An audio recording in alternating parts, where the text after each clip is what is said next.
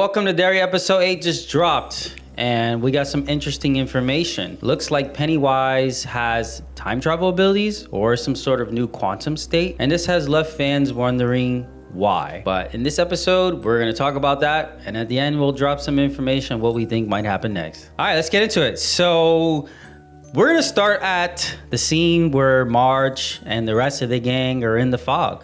They finally get to the kids that are floating in the sky. Yeah, which I thought was funny because like when they save them, the kids fall from that was pretty high up. At least 5 feet, I would think. And I'm like, did they not break their legs? At least one of them? I think actually it's like at least 6 feet up in the air. Yeah, and another question I had too is why was Will the only one that kind of woke up? Oh, that's a good point, actually. What are the other kids doing? They were just staying asleep? Yeah, exactly. I didn't realize that actually until you said that.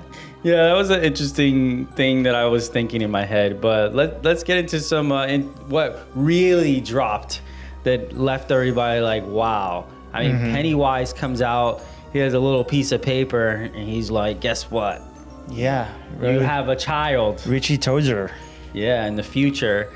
And basically just drops his whole plan on her. That if he takes her out, he takes Richie out. Yeah, I felt like this was almost like a scapegoat type of writing from the writers. I really didn't really love the direction with it. I mean, I guess it tied things in together from how crazy and wacky we were seeing the series go. Like, we really had no way to see how they were going to end it properly without it making no sense whatsoever. And then they threw this whole like, oh, it's, multiverse theory. There you go.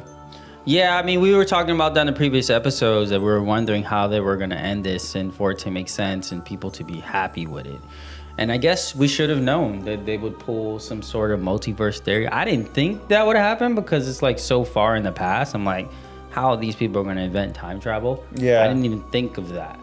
But Pennywise being an omnipotent god, I guess. Yeah, basically. Somehow after the movie, when he was killed by the Loser Club, he was reborn into a being that's now resides in a quantum state.